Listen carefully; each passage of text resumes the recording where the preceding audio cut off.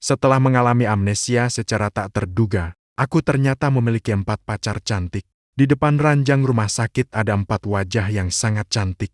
Mereka semua mengatakan bahwa mereka adalah pacarku. Seorang ex ke-1 yang dingin seperti gunung es. Seorang aktris senior yang sedang naik daun. Seorang dokter yang pengertian dan lembut. Dan ada satu lagi yang terasa pernah kulihat di suatu tempat. Dia sangat patuh. Kepalaku berdengung melihat mereka berdebat sengit tentang siapa yang harus menemani mereka di malam hari. Sebuah rencana sempurna mulai terbentuk di kepalaku. Karena kalian semua berkata begitu, maka aku akan melupakan semuanya. Bau cairan desinfektan langsung menyerang pelipisku. Aku membuka mata dengan cepat. Pandangan beralih dari kabur menjadi jelas. Yang terlihat di depan mataku adalah langit-langit yang pucat menyedihkan. Sakit kepala terasa seperti akan pecah. Tubuh terasa seperti dilalui truk besar. Setiap serat otot berteriak kesakitan. Di mana ini? Dengan suara serak, aku menyokong setengah tubuhku.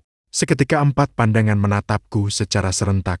2 orang di sebelah kiri ranjang, 2 orang di sebelah kanan, 4 wanita cantik dengan gaya yang sangat berbeda, sedang menatap dengan rasa khawatir yang mengamati. Menyelidiki dengan tatapan kompleks yang mengandung rasa tidak suka. Kepalaku berdengung sekali. Sebuah ingatan yang bukan milikku mengalir deras. Namaku Guyan, seorang pekerja kantoran biasa yang tidak menonjol. Malam tadi aku masih di apartemen sewaan membaca novel ringan yang tidak masuk akal. Membacanya dengan antusias. Mengkritik karakter pendukung dalam buku yang memiliki nama sama denganku. Tokoh utama itu bodoh tapi manis. Lalu tiba-tiba pandanganku menjadi gelap, lalu terbuka kembali. Aku menjadi pewaris kaya raya dalam bukunya. Mewarisi kekayaan triliunan.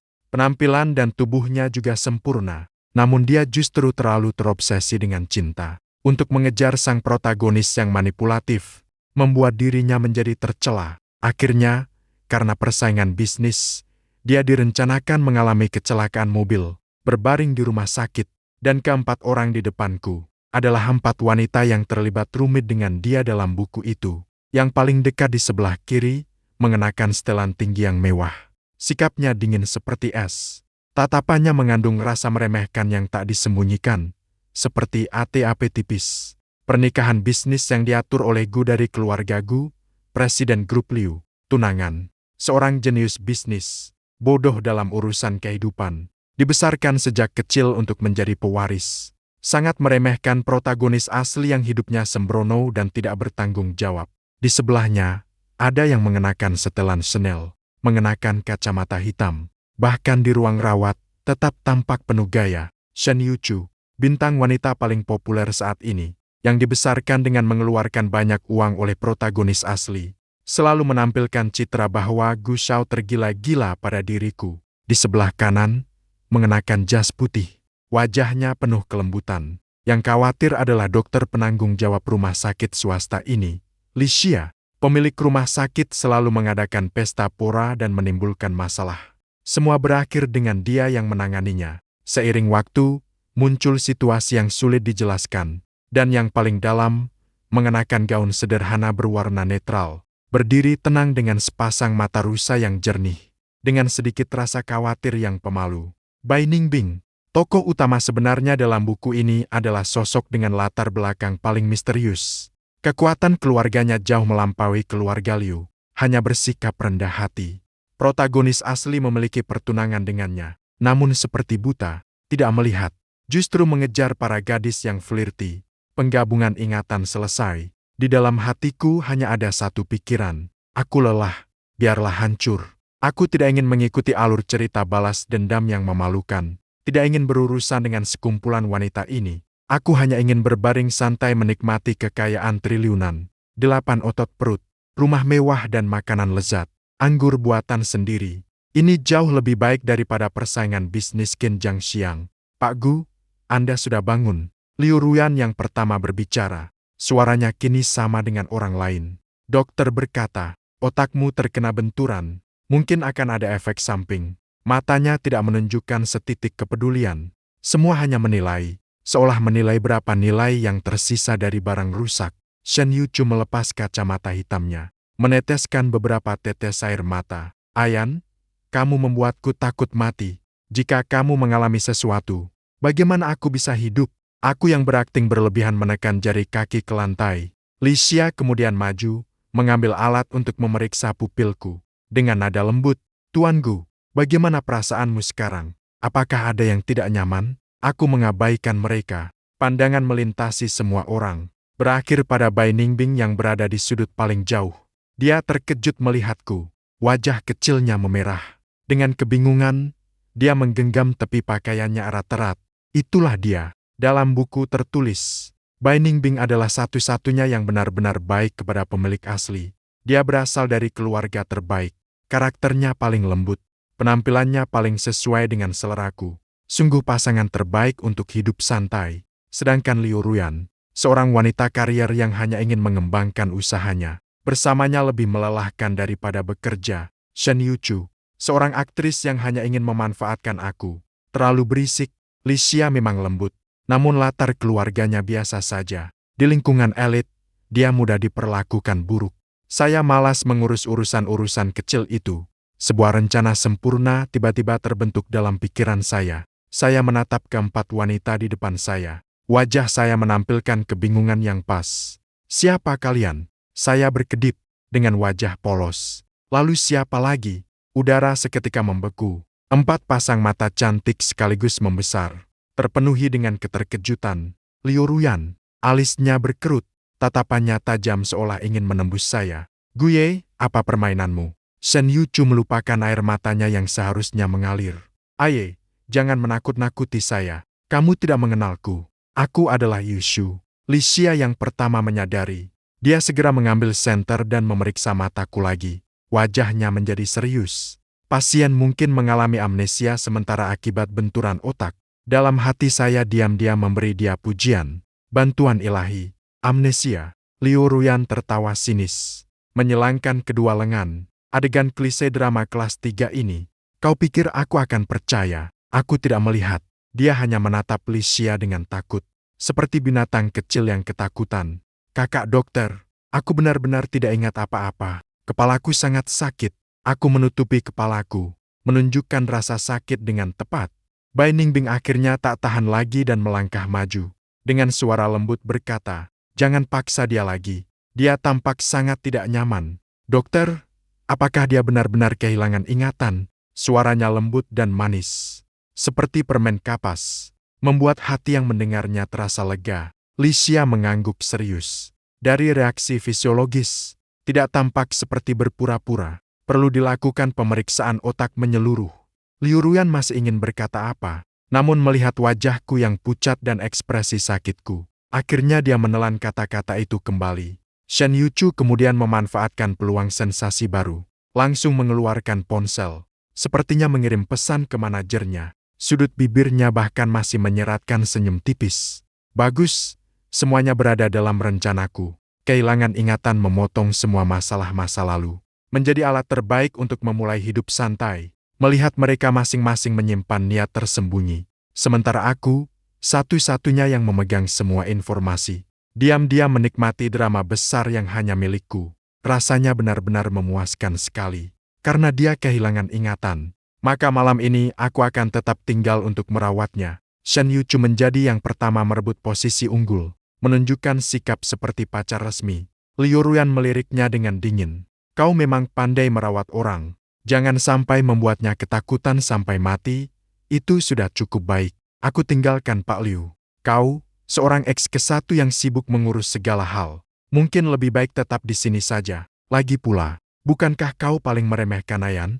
Shen Yuchu menjawab dengan sarkas. "Aku adalah tunangannya. Merawatnya adalah tanggung jawabku." Liu Ruyan mengungkapkan identitasnya. "Tunangannya?" Shen Yuchu tertawa berlebihan. Seorang tunangan yang hampir membatalkan pertunangan. "Ayah, siapa yang tidak tahu?" Keduanya saling berhadapan tajam. Suasana penuh ketegangan.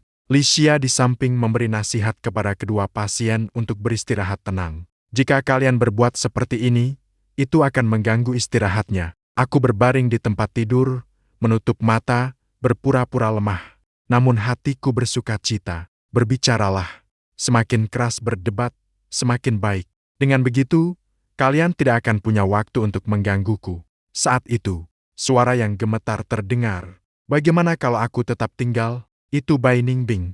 Semua mata tertuju padanya. Dia menggenggam tepi bajunya dengan gugup, berbisik, "Aku akan menyiapkan makanan ringan yang bergizi, juga memiliki pengetahuan dasar perawatan. Seharusnya bisa merawatnya dengan baik." Liu Ruyan dan Shen Yuchu mengerutkan alis secara bersamaan. Jelas mereka tidak menganggap kelinci putih kecil yang tampak tak berbahaya ini sebagai ancaman. Liu Ruyan menatapnya dengan tajam. "Siapa kamu?" Bai Ningbing belum sempat berbicara. "Aku yang akan bicara dulu." Aku perlahan membuka mata. Pandangan tepatku tertuju pada Bai Ningbing. Dengan sedikit ketergantungan dan keakraban. "Kakak, sepertinya aku pernah melihatmu." Ini murni omong kosong. Namun aku tahu efek kalimat ini setara dengan bom nuklir. Ternyata Bai Ningbing terkejut. Wajahnya memerah seketika, seperti apel yang matang. Sementara 3 orang lainnya langsung menunjukkan ekspresi yang beragam. Wajah es Liu Ruyan retak pertama kali. Matanya penuh ketidakpercayaan. Mulut Shen Yuchu terbuka lebar sampai bisa menampung 1 telur. Kelembutan Li Xia mengeras di wajahnya. "Aku memang ingin menciptakan kesenjangan informasi seperti ini. Aku kehilangan ingatan. Tapi hanya padamu aku masih memiliki bayangan samar." "Apa artinya ini?" "Artinya kamu adalah keberadaan paling istimewa dalam bawah sadarku. Ini adalah jurus mematikan yang tak dapat ditolak oleh wanita manapun. Kamu ingat aku?" Bai Ningbing bertanya dengan gagap. Matanya berkilau harapan. Aku lemah menggelengkan kepala, lalu mengangguk pelan. "Tidak ingat, hanya merasa kamu sangat ramah." Sambil berkata, aku mengulurkan tangan kepadanya, seperti anak yang mencari perlindungan. Hati Bai Ningbing langsung melunak. Dia bergegas ke samping tempat tidurku, lembut menggenggam tanganku. Tangannya lembut dan hangat. "Jangan takut, aku akan tetap di sini bersamamu." Dia menenangkan aku dengan suara lembut. Aku membalas dengan menggenggam tangannya erat. Lalu dengan nada provokatif, aku melirik Liu Ruyan. Wajah Liu Ruyan sudah tak bisa digambarkan dengan kata sulit dilihat. Benar-benar seperti awan gelap menutupi. Dia menatapku dengan tajam, sambil memegang tangan Bai Ningbing. Kedinginan di matanya hampir membuat orang membeku kaku. Dia tidak mengerti mengapa aku, yang sudah lama mengidolakan dia, menjadi begitu. Setelah kehilangan ingatan, orang pertama yang dekat denganku ternyata dia. Perasaan kehilangan kontrol ini, bagi dia yang sangat menginginkan kontrol, menjadi siksaan terbesar. Aku justru ingin menyaksikan dia yang kebingungan dan tak bisa menyingkirkanku. Dalam wujud kejatuhannya, Shen Yuchu juga marah dengan keras. Namun dia orang yang cerdas. Dia tahu kalau melanjutkan pertengkaran ini hanya akan membuatku semakin tidak suka. Dia menginjakkan kaki. Dengan tidak rela, dia berkata, "Baiklah, karena Ayan telah memilihmu, maka rawatlah dia dengan baik. Aku akan datang lagi besok untuk menemuinya." Setelah mengucapkan itu, dia melangkah pergi dengan sepatu hak tinggi berderap. Liu Ruyan menatapku dalam-dalam sekali. Tatapan itu sangat kompleks. Ada kemarahan, ada kebingungan, dan ada sedikit sesuatu yang bahkan dia sendiri belum sadari. Tidak seharusnya beristirahat dengan tenang. Dia meninggalkan 4 kata ini, lalu berbalik dan pergi. Di ruang perawatan, akhirnya menjadi tenang. Hanya tersisa aku dan Bai Ningbing, serta Li Xia yang berdiri di samping sebagai latar belakang. Li Xia melihat tangan kami yang saling berpegangan. Tatapannya menjadi suram sejenak, lalu segera kembali dengan sikap profesional. "Nona Bai, maka Pak Gu, tolong urus dia. Jika ada masalah, tekan bel kapan saja dan panggil aku." "Ya, terima kasih, Dokter." Li memberi respons yang sopan kepada Bai Ningbing. Setelah Li Xia pergi, ruang perawatan menjadi sunyi. Aku dapat mencium aroma ringan yang datang dari tubuh Bai Ningbing, seperti wangi melati yang segar, sangat harum. Aku pura-pura lelah, menutup mata, namun tangan masih terus menggenggamnya. Aku bisa merasakan tubuhnya agak kaku, tapi aku tidak melepaskan tangan. Setelah beberapa saat, aku mendengar dia dengan suara yang sangat rendah, seolah-olah berbicara pada dirinya sendiri, atau seakan berkata padaku, "Guyan, apakah kamu benar-benar tidak ingat aku?" Aku tidak menjawab. Dalam mimpi, aku tersenyum. Para badut sudah pergi. Sekarang saatnya permainan antara pemburu dan kelinci putih. Keesokan harinya, aku mengurus prosedur keluar rumah sakit. Liu Ruyan dan Shen Yuchu datang sejak pagi. Mereka berdebat lagi tentang siapa yang akan menjemputku pulang. Liu Ruyan ingin membawaku pulang ke rumah Liu. Alasannya, sebagai tunangan, dia memiliki kewajiban mengawasi. Shen Yuchu ingin membawaku pulang ke villa miliknya. Alasannya, dia dapat memberikan perawatan yang sangat teliti. Aku melihat mereka seperti menonton dua merak yang bersaing memperebutkan makanan. Berisik dan lucu. Dokter penanggung jawabku, Licia, juga datang. Dia menyerahkan laporan keluar rumah sakit kepadaku. Dengan nasihat yang lembut. Tuan Gu, tubuhmu masih membutuhkan istirahat yang tenang. Sebaiknya kembali ke lingkungan yang kamu kenal. Hal itu membantu pemulihan ingatan. Satu lagi bantuan yang luar biasa. Aku segera memanfaatkan alasan itu. Dengan tatapan polos dan bingung kami menatap mereka. Aku ingin pulang ke rumahku sendiri. Liu Ruyan dan Shen Yuchu terdiam sekaligus. Mereka semua ingin menguasai aku di wilayah mereka, tapi melupakan bahwa aku memiliki lebih dari 10 rumah mewah. Namun kau sendirian. Bai Ningbing tampak agak khawatir. Aku langsung berbalik menghadapnya dengan nada yang penuh ketergantungan. Kakak, maukah kamu menemaniku pulang? Wajah Bai Ningbing memerah lagi. Dia secara refleks melirik Liu Ruyan. Dengan sedikit ragu, aku meningkatkan pendekatanku. Menatapnya dengan penuh belas kasihan. Aku tidak mengenal siapapun. Aku hanya mempercayaimu. Kata-kata itu ditujukan untuk Bai Ningbing, bahkan lebih untuk Liu Ruyan. Wajah Liu Ruyan langsung muram. Tekanan di sekelilingnya menakutkan. Hati Bai Ningbing melembut. Akhirnya dia mengangguk setuju. Maka, di antara tatapan mematikan Liu Ruyan dan Shen Yuchu, aku menggenggam tangan Bai Ningbing dan naik ke Rolls-Royce Phantom yang datang menjemputku. Di pintu mobil berdiri seorang pria berpakaian tuxedo yang rapi, dengan rambut yang disisir rapi, seorang pemuda pewaris rumah tangga lama. Selamat datang pulang, Pak Zhang. Sang butler tua, dengan hormat membuka pintu mobil untukku. Pak Zhang adalah orang tua keluarga Gu. Dia juga merupakan bawahan paling setia dalam cerita aslinya. Dengan kehadirannya, rencanaku untuk bersantai sudah setengah berhasil. Pak Zhang, aku masuk ke dalam mobil. Aku menoleh dan berkata kepadanya, mulai sekarang, urus semua urusanku sepenuhnya. Aku lelah, hanya ingin beristirahat. Pak Zhang terkejut sejenak, lalu dia menampilkan senyum yang tenang. Itu memang sang pewaris. Aku mengerti, dia tentu saja mengerti. Pemilik sebelumnya dulu adalah orang bodoh yang penuh energi. Setiap hari membuat keributan di luar. Pak Zhang bahkan tidak sempat membersihkan setelahnya. Sekarang, aku, pewaris yang kehilangan ingatan, hanya ingin bersantai, menyerahkan semua urusan kepadanya. Sebaliknya, dia menjadi lebih santai, hanya perlu mengendalikan arah besar. Benar-benar pekerjaan paling mudah di dunia. Mobil melaju stabil menuju kebun keluarga Gu. Bai Ningbing duduk di sampingku, terlihat agak canggung. Itu Guyan, kamu benar-benar tidak ingat apa-apa. Bahkan kamu meremehkan dirimu sendiri. Aku menggelengkan kepala, miringkan kepala menatapnya. Dengan serius menanyakan kepada kakak, siapa namamu? Namaku Bai Ningbing. Aku pelan-pelan menyebut namanya, lalu tersenyum, suaranya indah. Pipi Bai Ningbing berwarna merah seperti dua awan kecil. Menunduk, aku tidak lagi berbicara, mulai menutup mata untuk beristirahat. Namun di kepalaku, aku merencanakan skema bersantai. Olahraga harus mencakup 8 otot perut pemilik tubuh sebelumnya. Tubuh dengan garis putri duyung harus dirawat dengan baik. Sayang sekali, makanan lezat harus dicoba. 8 masakan utama China, aku harus mencicipi satu persatu.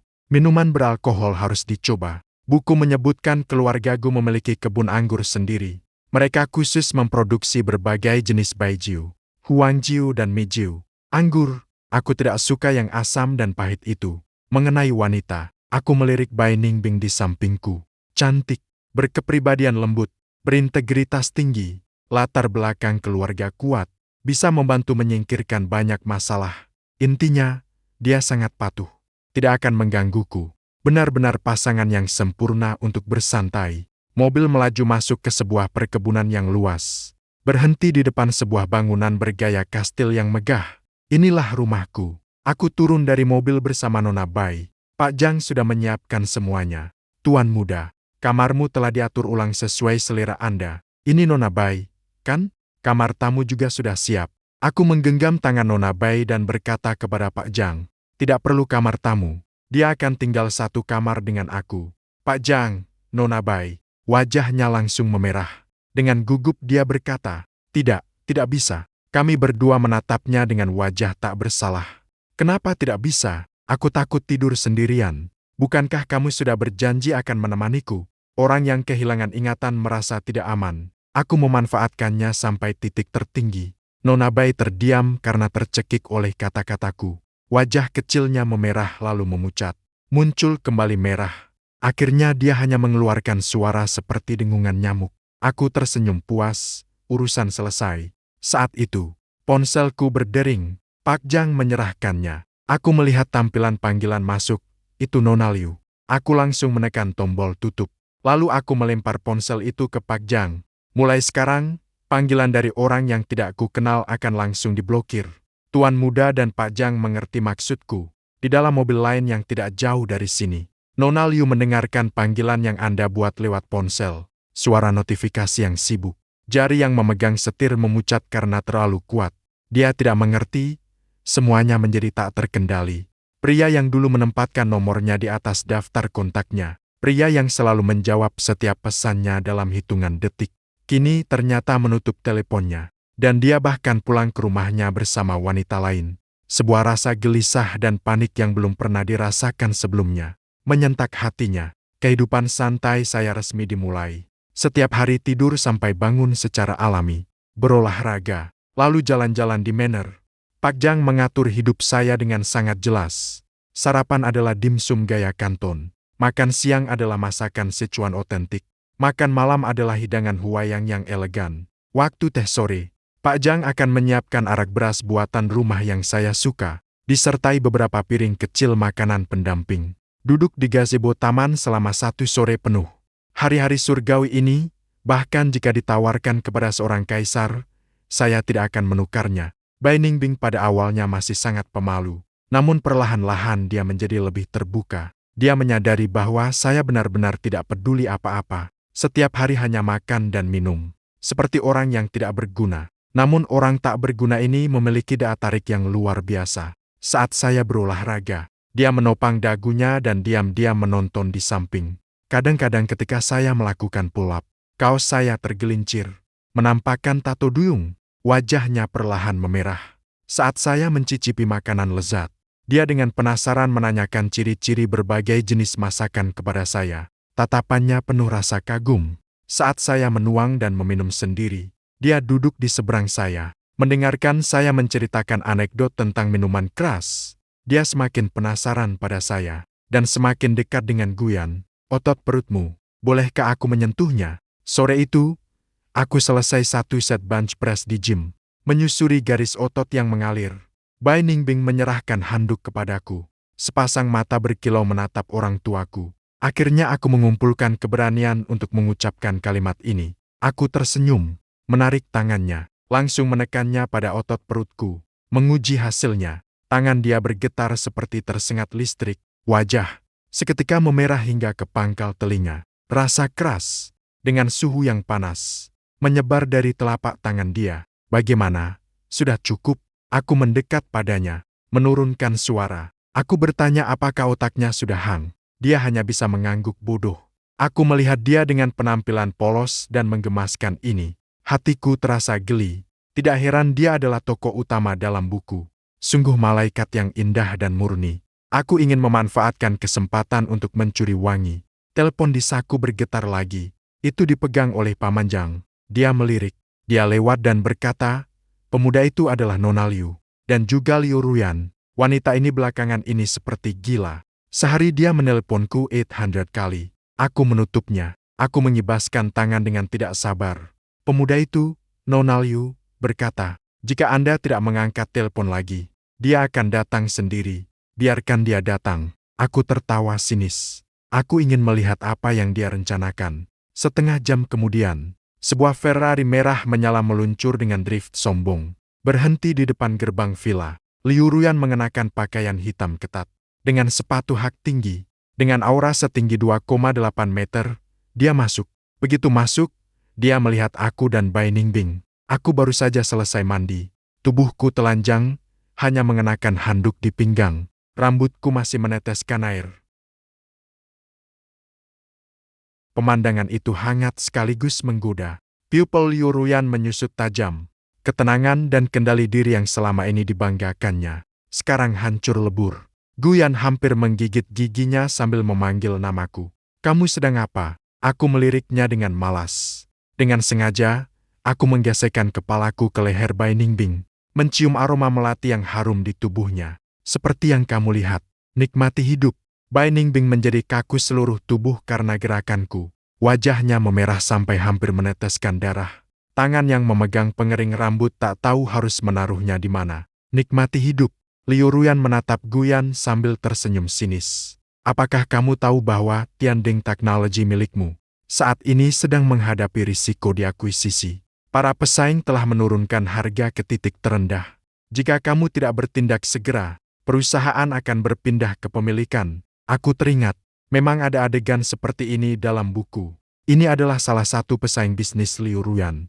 Ingin mengakuisisi Tianding Technology untuk menyerang pemilik taman industri keluarga Liu. Agar dapat menunjukkan diri di depan Liu Ruyan. Aku turun langsung untuk melawan mereka, namun hasilnya membuatnya kewalahan. Akhirnya Liu Ruyan yang mengambil tindakan dan menyelesaikannya. Ini juga menjadi peristiwa penting yang membuat Liu Ruyan semakin meremehkan pemilik sebelumnya. Jadi, aku menguap.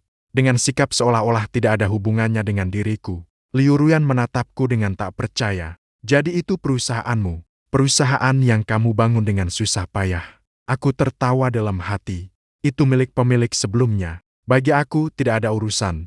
Kalau begitu, jual saja. Aku berkata dengan santai. Liu Ruyan begitu marah sampai seluruh tubuhnya bergetar. Kau ini, anak boros. Apakah kamu tahu berapa banyak orang yang mencurahkan hati mereka untuk perusahaan itu? Kamu begitu saja menyerah begitu mudah. Kalau tidak, aku bertanya balik. Aku kehilangan ingatan.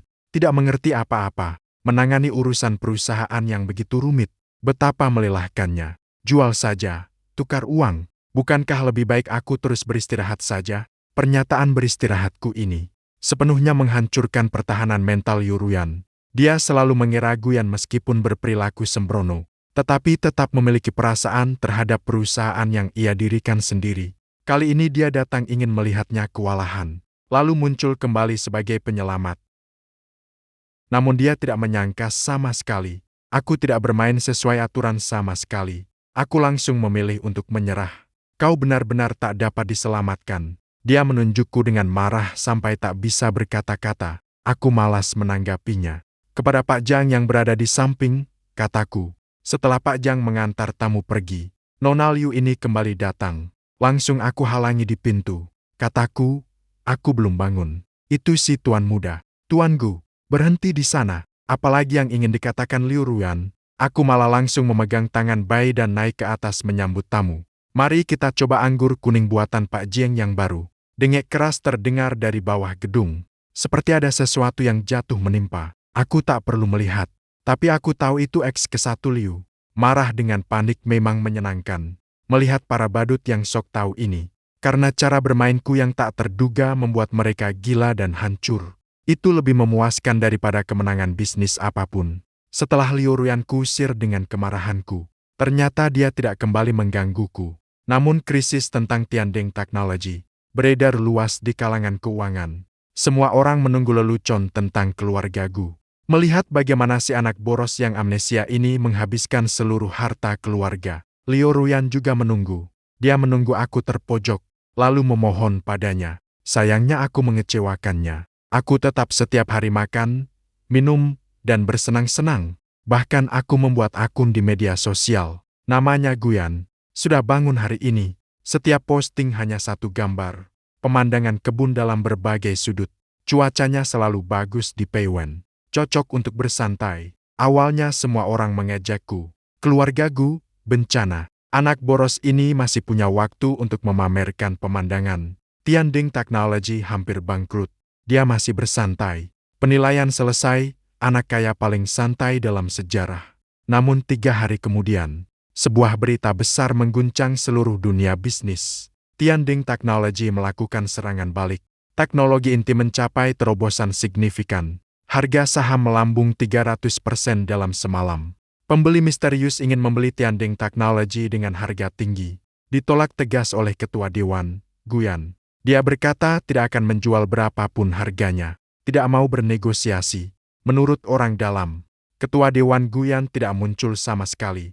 hanya memberi perintah lewat asisten, merencanakan strategi dari balik tirai untuk menang dari jarak jauh.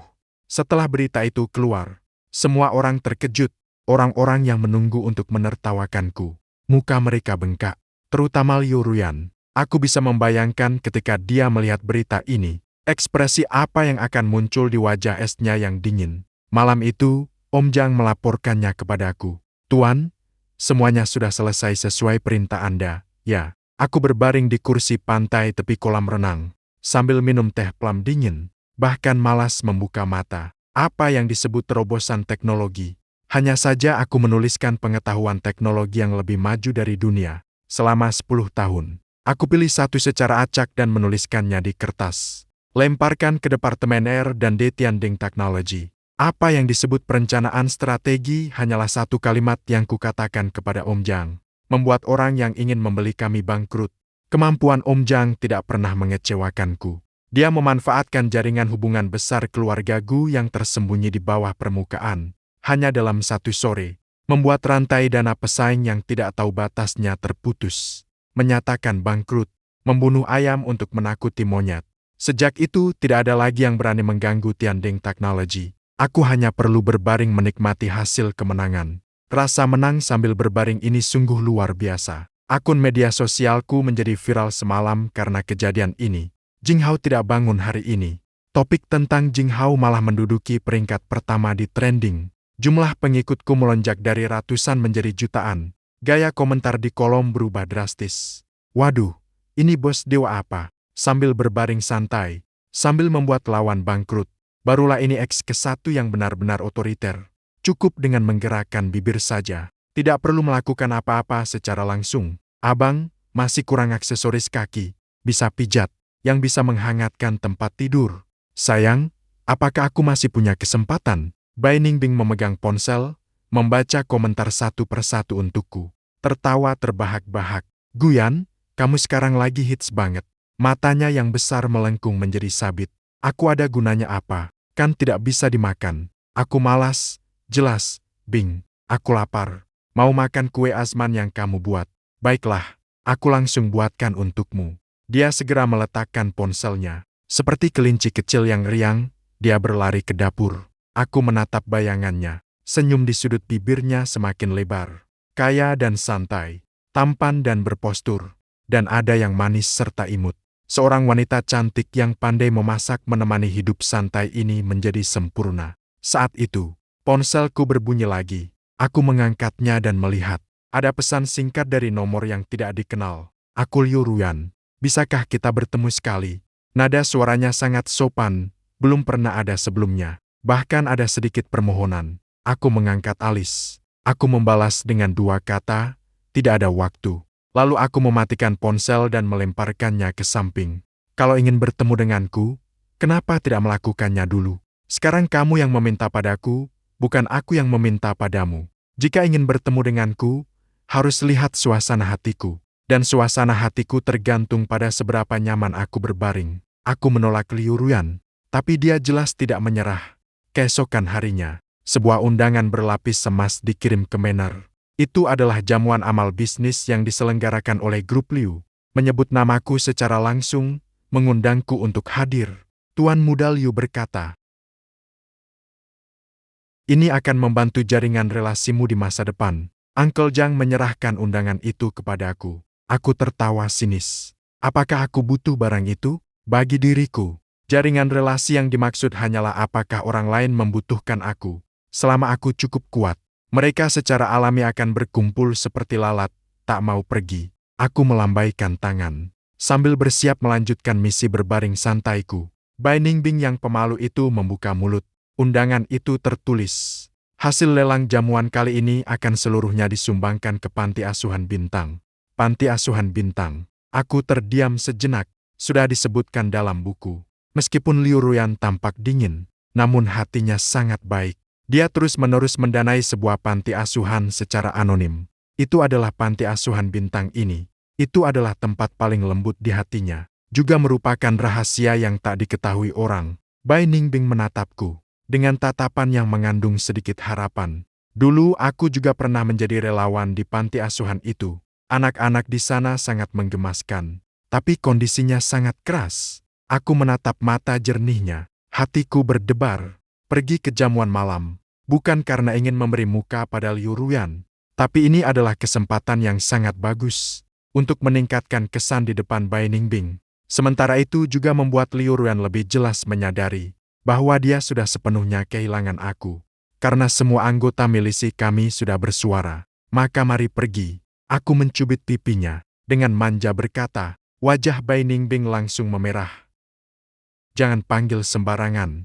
Kalau begitu panggil aku apa? Gugu terlalu kaku. Aku menggeleng kepala dengan tidak puas. Panggil aku Ayai. Suaranya lembut seperti nyamuk. Aku tersenyum puas.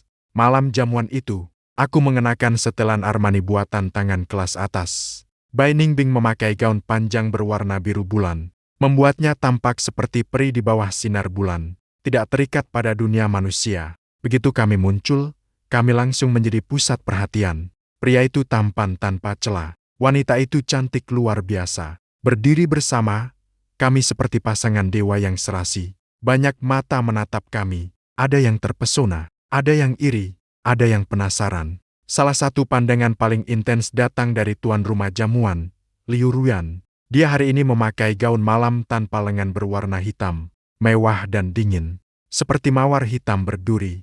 Ketika dia melihat aku dengan mesra memegang tangan Bai Ningbing saat masuk, tangan yang memegang gelas anggur tak sengaja bergetar sedikit. Dia berpura-pura tenang lalu mendekat. Dengan senyum formulaik terpampang di wajahnya. Guyan, kamu datang. Tatapannya tertuju pada Bai Ningbing. Dengan sedikit penilaian dan permusuhan, aku mengabaikannya, melainkan menunduk lembut dan berkata kepada Bai Ningbing, apakah kamu lelah? Mau tidak dulu makan sesuatu? Bai Ningbing tampak agak gugup, berbisik, aku tidak lapar. Kalau begitu, minumlah jus. Aku menariknya langsung menuju area prasmanan, meninggalkan Liu Ruyan terdiam di tempat, menunjukkan standar ganda secara terbuka. Inilah efek yang kuinginkan. Aku ingin semua orang melihat.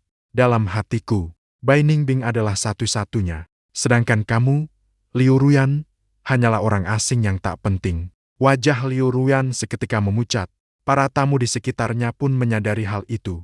Mulai berbisik-bisik, itu bukankah tunangan Liu? Gu Shao? Kenapa dia membawa wanita lain? Kamu tidak tahu. Kabar beredar Gu Shao baru-baru ini kehilangan ingatan. Tidak mengenali siapapun, hanya mengenali gadis itu. Benarkah? Kalau begitu, Liu Zong bukankah rahasia keluarga kaya? Memang sangat dalam. Suara gosip itu seperti jarum-jarum menusuk hati Liu Ruyan. Dia menggenggam tinju dengan kuat. Kuku menancap ke telapak tangan. Dia tak mengerti mengapa semuanya menjadi begini. Padahal dialah tunangannya. Padahal dulu dia selalu patuh padaku. Kenapa satu kecelakaan mobil mengubah semuanya? Sorotan utama pada jamuan malam adalah lelang amal. Beberapa barang lelang sebelumnya tidak menarik minat saya. Sampai pembawa acara mengangkat sebuah lukisan. Selanjutnya barang lelang adalah sebuah lukisan minyak berjudul Langit Bintang. Dibuat bersama oleh anak-anak panti asuhan Bintang. Harga awal 10.0 yuan.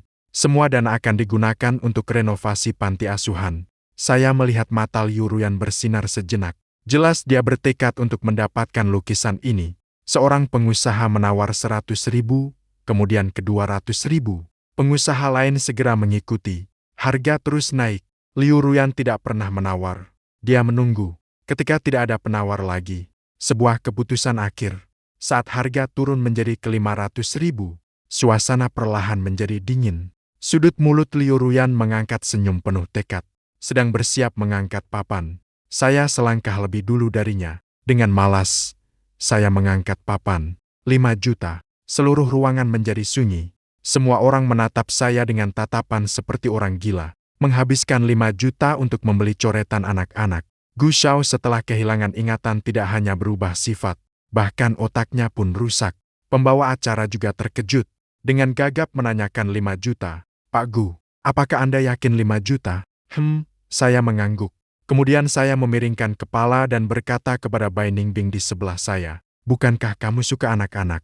Bagaimana kalau kita membeli lukisan ini dan menggantungnya di kamar tidur kita? Suara saya tidak keras, namun di ruangan yang hening, terdengar jelas di telinga setiap orang. 4 kata kamar tidur kita terasa seperti palu berat, memukul keras hati Liu Ruyan. Wajahnya seketika kehilangan warna merahnya. Dia akhirnya mengerti. Aku tidak sedang menawar dengannya. Aku sedang mempermalukannya. Aku menggunakan hal yang paling dia pedulikan untuk menyenangkan wanita lain. Aku di depan semua orang menyatakan Bai Ningbing sebagai pemilik utama, dan sepenuhnya menginjaknya. 5 juta sekali, 5 juta, 2 kali 5 juta, 3 kali transaksi. Saat palu lelang jatuh, pertunjukan ini akhirnya berakhir. Aku melihat Liu Ruyan tampak hancur lemah. Tidak ada rasa kasihan di hatiku. Hanya ada kepuasan tak berujung. Kamu dulu bersikap acuh tak acuh padaku.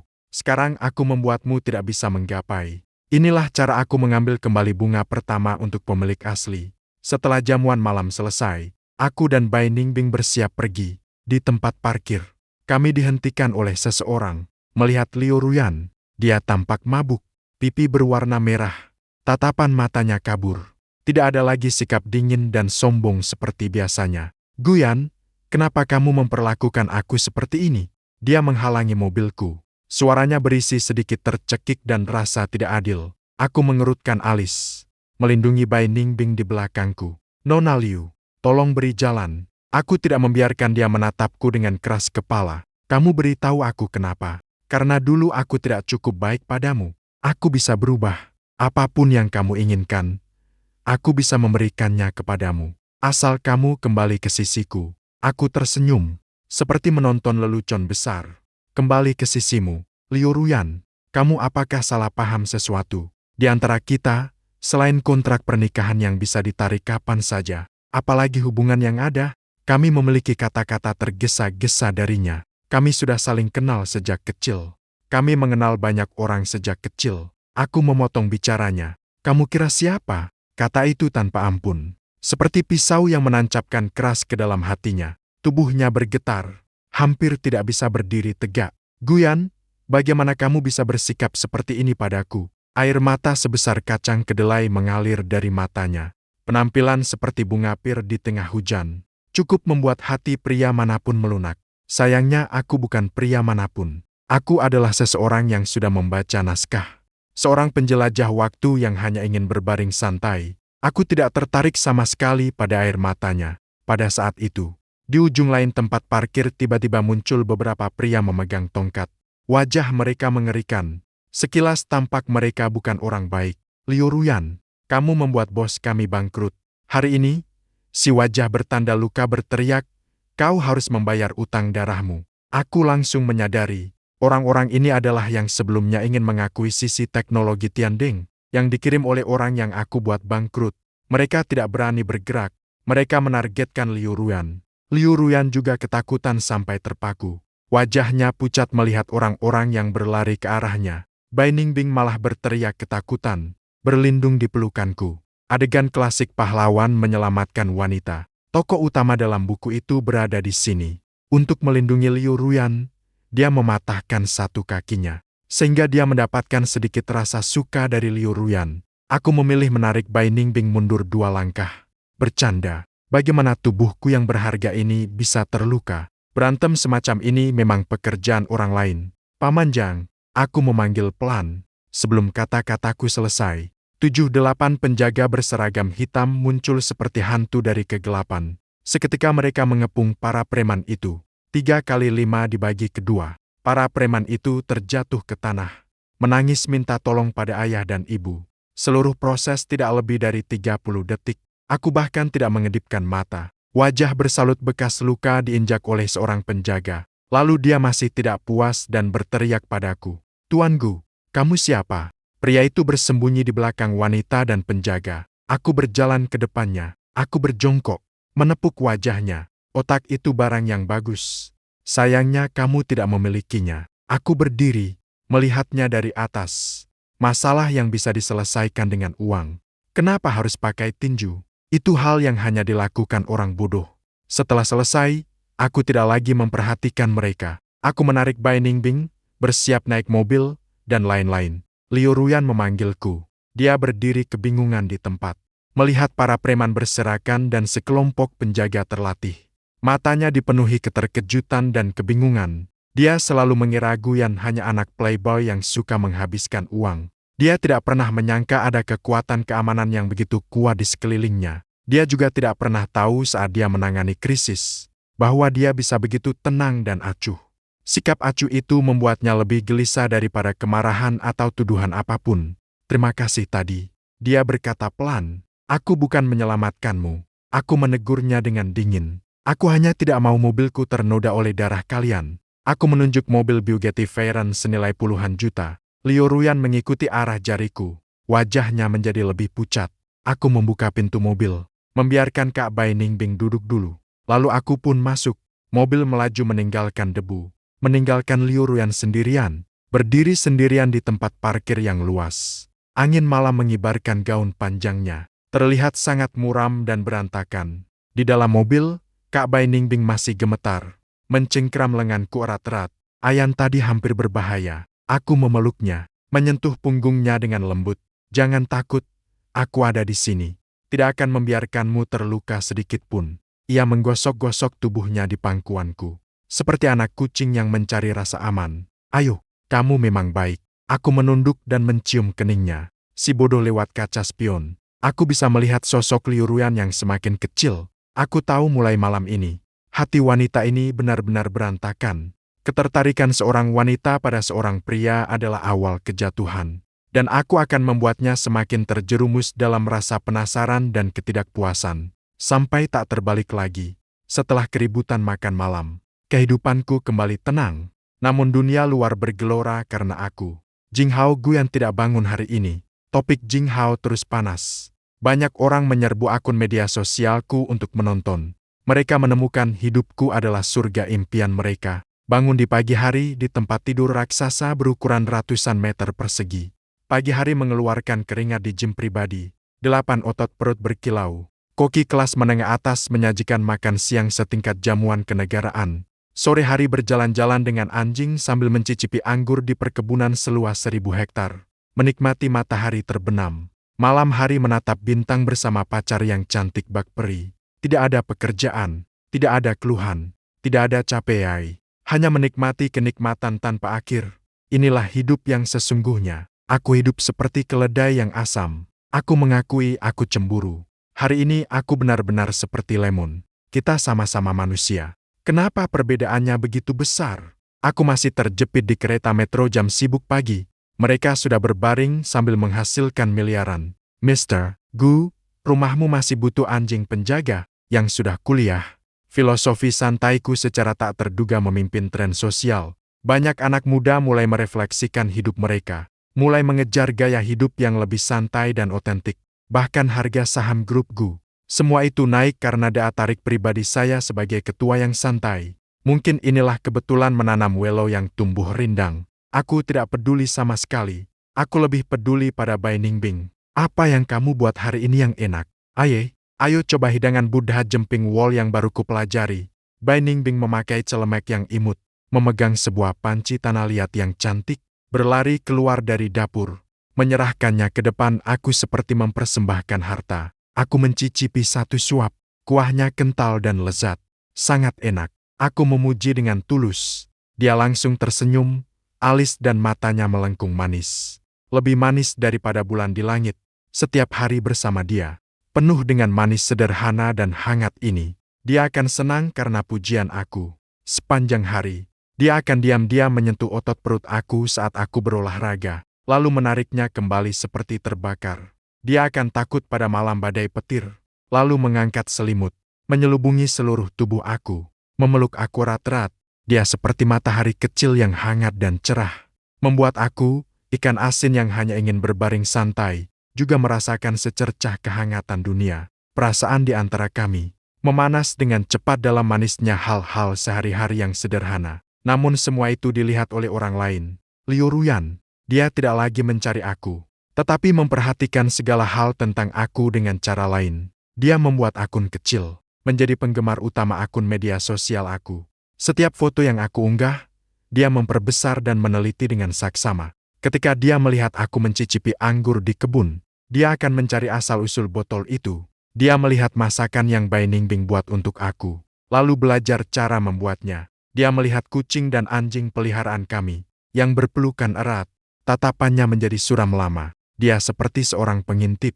dengan rakus mengintip kebahagiaan yang seharusnya milik dia. Kemudian di malam sunyi yang sepi, dia sendiri merasakan pahitnya rasa cemburu dan penyesalan. Aku mulai meniru Bai Ningbing. Aku melepas tuxedo hitam yang tak pernah berubah selama bertahun-tahun. Aku menggantinya dengan gaun panjang yang lembut.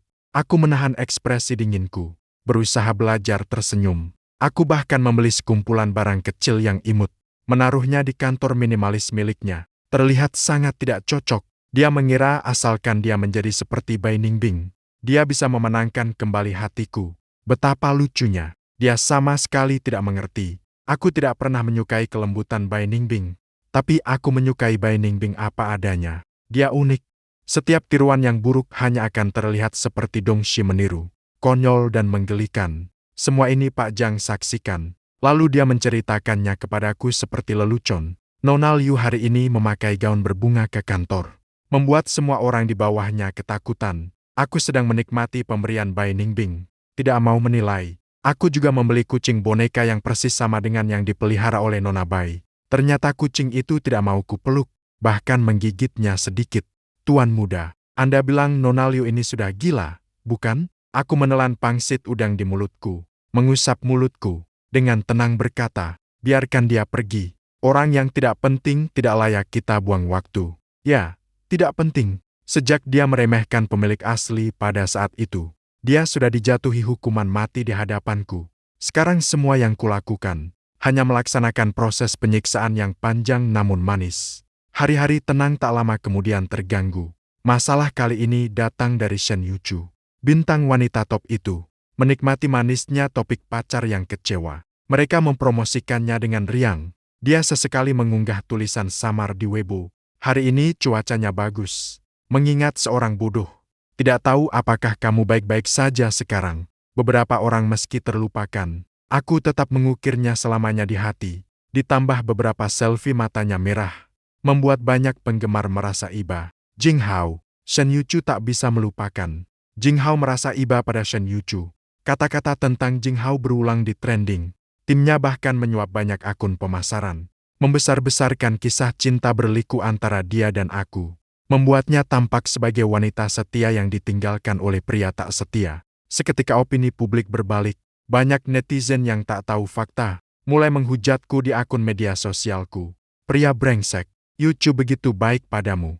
Apakah kamu bisa mengabaikannya karena kehilangan ingatan, mendapat cinta baru, melupakan cinta lama? Pria memang selalu seperti kaki babi besar yang mengecewakan. Kupikir kamu dewa besar. Ternyata kamu juga sampah yang suka baru, buang lama. Bai Ningbing melihat komentar-komentar itu. Muka kecilnya memerah karena marah. Bagaimana mereka bisa berkata begitu? Kakak, kamu bukan orang seperti itu. Dia melindungi aku. Seperti induk ayam yang melindungi anaknya. Aku mencubit hidungnya. Tersenyum. Jangan marah. Tidak usah ribut dengan sekumpulan orang bodoh. Tapi mereka memaki dengan kata-kata yang sangat kasar. Kata-kata itu memang melekat pada mereka. Biarkan mereka berkata apa adanya. Aku menatap dengan sikap acuh tak acuh. Kekerasan daring tingkat ini, bagiku tidak berbeda dengan menggaruk gatal. Namun Nona Bai sangat peduli padanya. Tidak sanggup melihat aku disalahpahami dan dihina oleh begitu banyak orang. Malam itu, dia memanfaatkan saat aku tertidur. Diam-diam masuk ke akun media sosialku. Lalu menggunakan akunku mengunggah sebuah foto. Di foto itu ada dua tangan yang saling menggenggam. Tanganku memiliki tulang yang jelas, panjang dan kuat. Tangannya putih dan ramping, mungil dan cantik.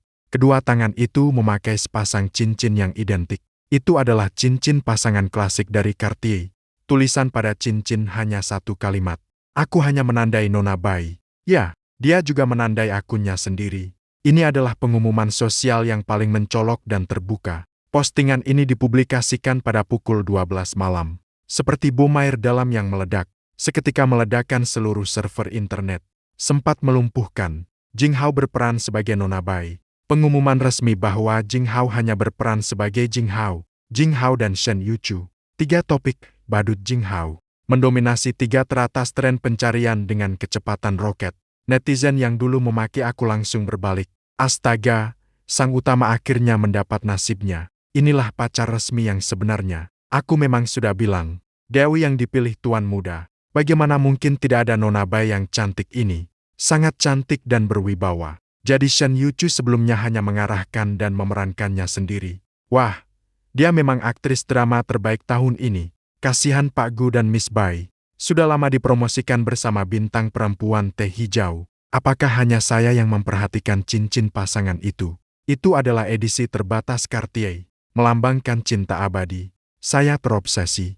Tim Shen Yuchu menghabiskan puluhan juta untuk membeli tempat di tren. Sebuah foto Bai Ningbing dengan mudah menurunkannya. Dia sendiri menjadi sasaran ejekan seluruh internet. Muka sakit, teks Shen Yuchu. Jangan lagi berakting. Terlihat canggung. Tolong lepaskan Pak Gu. Dia sudah punya pacar. Kolom komentar Weibo Shen Yuchu benar-benar runtuh. Keesokan paginya ketika saya bangun, Bai Ningbing duduk cemas di tepi tempat tidur. Seperti anak yang melakukan kesalahan. Maaf. Saya tidak meminta izinmu. Selamatkan saya. Tarik dia ke dalam pelukan. Mencium rambutnya. Bodoh. Mengapa minta maaf? Kamu melakukannya dengan baik. Tapi apakah ini akan menimbulkan masalah bagimu? Masalah membuatku tertawa. Hal yang paling tidak saya takutkan dalam hidup ini adalah masalah. Saya mengambil ponsel dan melihat komentar-komentar yang melompat-lompat. Tatapan mata menjadi dingin perlahan. Wanita Shen Yuchu ini terlalu lama melompat-lompat. Sudah waktunya membuatnya benar-benar tenang. Saya menelepon Pak Zhang. Pak Zhang memberi tahu ke bawah. Semua merek yang bekerja sama dengan cerita. Pihak produser, pihak platform melakukan larangan total.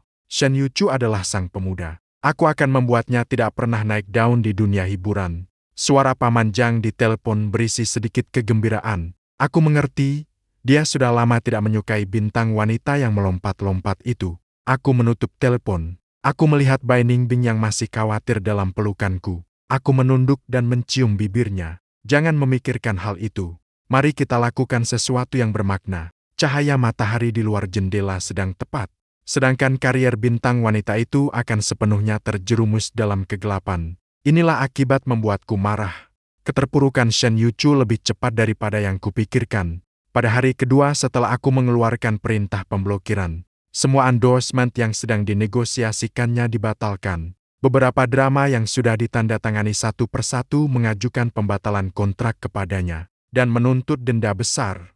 Acara varietas yang sedang ditayangkan. Malam itu, mereka memotong semua rekamanannya hingga bersih. Seolah-olah dia tidak pernah muncul di berbagai acara malam dan acara muda. Juga menghapusnya dari daftar undangan. Hanya dalam 3 hari, seorang bintang top yang sangat panas. Menjadi tikus jalanan yang semua orang teriakan untuk dipukul. Benar-benar menghilang dari dunia hiburan. Itulah kekuatan kapital. Dan aku adalah kapital itu sendiri. Shen Yuchu tidak rela. Dia ingin datang memintaku. Tapi bahkan gerbang Gu Family Manor tidak bisa dimasuki. Dia menelponku. Aku langsung memblokirnya. Dia bahkan menemukan Liu Ruyan. Ingin dia membantu memohon. Namun Liu Ruyan hanya membalasnya dengan dingin. Kau memang pantas. Semua orang akan menolakmu. Itulah kenyataan. Aku menyelesaikan masalah kecil Shen Yuchu. Hidupku kembali tenang dalam moda berbaring santai. Hubungan antara aku dan Bai Ningbing juga menjadi lebih dekat karena pengumuman kali ini. Dia tidak lagi pemalu seperti dulu, mulai mengambil inisiatif memanfaatkan aku. Misalnya saat aku sedang membaca, Nona Bai akan melengkung di pangkuanku seperti kucing. Tangan kecilnya nakal menggambar lingkaran di perutku. Misalnya saat aku berenang, Nona Bai tiba-tiba memelukku dari belakang, membisikkan di telingaku, tubuhmu sungguh indah, tubuhmu memang bagus. Misalnya di dapur pagi hari, aku pura-pura gagal menggoreng telur. Nona Bai akan melingkari pinggangku dari belakang, mengajari aku napas hangat, langkah demi langkah, menyebar di sisi leherku, menyebabkan rasa gatal. Malaikat yang dulu murni seperti kertas putih ini, sedang kuwarnai perlahan dengan warna milikku. Aku menikmati setiap prosesnya. Hari itu adalah ulang tahunku. Paman Zhang menghias seluruh villa seperti dunia dongeng, mempersiapkan pesta ulang tahun yang megah. Tapi aku menolak. Aku hanya ingin menghabiskan malam bersama Nona Bai. Malam, Guyan menyiapkan meja penuh hidangan favoritku, dan membuat kue ulang tahun yang cantik. Guyan, selamat ulang tahun. Dia menyalakan lilin. Mata bersinar dalam cahaya lilin, buatlah sebuah harapan. Aku menutup mata, tangan keduanya bersatu. Sebenarnya aku tak punya harapan khusus. Semua yang kumiliki kini melampaui imajinasiku. Jika harus membuat satu harapan, itu adalah agar hari-hari santai ini terus berlanjut. Membuka mata, memadamkan lilin, Nona Bai menyerahkan sepotong kue ke depanku. Cepat, coba rasakan. Aku sudah belajar lama. Aku baru saja ingin membuka mulut. Dia tiba-tiba menggeser kue itu, lalu mendekat, meneteskan sebuah capung di sudut bibirku. Ciuman yang menetes seperti air. Krim menempel di mulutku. Dia merah padam, berbisik pelan. Aku terdiam. Jantungku tak menahan, melompat satu kali. Aku melihatnya dengan sikap malu namun ada sedikit kelicikan. Tulang rawanku tak sadar bergeser. Aku menariknya, menyeretnya ke dalam pelukanku, menyandarkan kepalanya di belakangku, menciumnya dengan keras. Ciuman ini bukan lagi percobaan lembut sebelumnya, melainkan penuh agresi dan rasa kepemilikan. Aku membuka gigi bintiknya, menyerbu tanpa ampun, merampas setiap rasa manis di mulutnya. Awalnya Bai Ningbing masih agak canggung, namun cepat sekali ia menanggapi dengan penuh gairah di bawah pimpinanku. Setelah satu ciuman selesai, dia sudah lemas di pelukanku, terengah-engah, mata sudutnya berkilau air. Bai Ningbing yang mempesona, samar dan menggoda. Dengan suara serak, aku berbisik di telinganya, malam ini jangan pergi. Dia menggigil seluruh tubuh, lalu menancapkan wajahnya ke dalam pelukanku. Dengan suara lapar yang tak terdengar, ia menggumam. Saat itu, langit malam di luar tiba-tiba meletus dengan kembang api yang berwarna-warni. Itu cahaya berwarna yang diatur Pak Jang, menerangi seluruh langit malam, juga menerangi siluet kami yang berpelukan erat. Aku mengangkatnya dari pinggang, berjalan cepat menuju kamar tidur. Malam ini ditakdirkan untuk tidak tidur. Malam lampu lilin kamar pengantin. Bagian ini dihilangkan 10.000 kata. Silakan pembaca mengisi sendiri. Keesokan harinya, aku terbangun dengan segar dan bugar. Bai masih tertidur lelap di pelukanku. Bulu mata panjangnya seperti dua kipas kecil. Sudut bibirnya masih menampakkan senyum manis. Aku menundukkan kepala dan mencium keningnya yang halus. Merasakan dia terasa 100 kali lebih indah daripada yang kupikirkan. Aku tiba-tiba sedikit mengerti mengapa raja-raja kuno tidak lagi bangun pagi untuk menghadap makam pahlawan di negeri kelembutan. Orang zaman dulu memang tidak menipu aku. Aku sedang menikmati kehangatan yang langka ini. Telepon di samping tempat tidur tiba-tiba berbunyi tidak pada waktunya. Aku mengambilnya dan melihat. Ternyata itu Liu Ruyan. Nona Liu memang tidak pernah lepas. Awalnya aku ingin langsung menutupnya. Namun setelah berpikir lagi, aku menekan tombol jawab. Aku bahkan mengaktifkan speaker. Hai, suaraku terdengar serak dan malas karena baru bangun. Suara Nona Liu di ujung telepon terdengar agak ragu, juga agak gugup. Apakah kamu ada waktu hari ini? Aku ingin berbicara denganmu tentang sesuatu. Membicarakan masa depan kita. Dia mengumpulkan keberanian dan berkata, aku hampir tertawa. Masa depan kita, dia benar-benar berani membayangkannya. Aku belum sempat membuka mulut. Bai yang berada di pelukanku bergerak sedikit, mengeluarkan suara lembut yang imut. Bai, jangan berisik. Dia berbalik. Seperti gurita, dia melilit tubuhku. Wajah kecilnya menggosok dadaku. Lalu kembali tertidur. Gerakan kecil itu terdengar jelas melalui speaker ke ujung telepon. Suara Liu Ruyan terhenti tiba-tiba. Udara menjadi sunyi seperti kematian. Aku bisa membayangkan wajahnya saat ini lebih gelap daripada dasar panci. Setelah setengah menit yang terasa lama, barulah dia dengan suara gemetar dan pecah menanyakan kamu dan dia. Seperti yang kau dengar. Aku berkata dengan tenang. Nada suaraku mengandung sedikit kegembiraan yang menyombongkan. Pacarku kemarin malam sangat lelah. Masih tidur. Di ujung telepon terdengar napas cepat.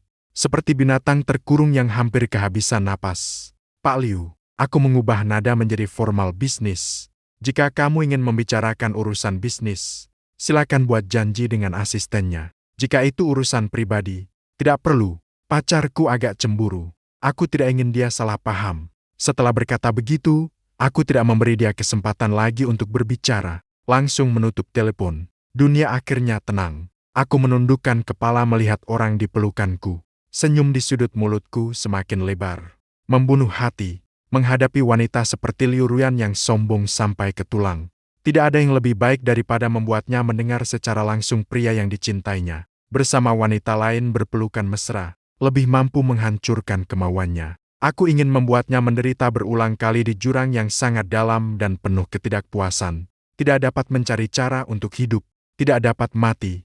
Di sisi lain, di kantor Presiden Grup Liu, Liu Ruyan duduk terpana di lantai. Teleponnya terlepas dari tangan lemahnya, jatuh ke lantai dingin. Layar pecah. Pacarku kemarin malam sangat lelah.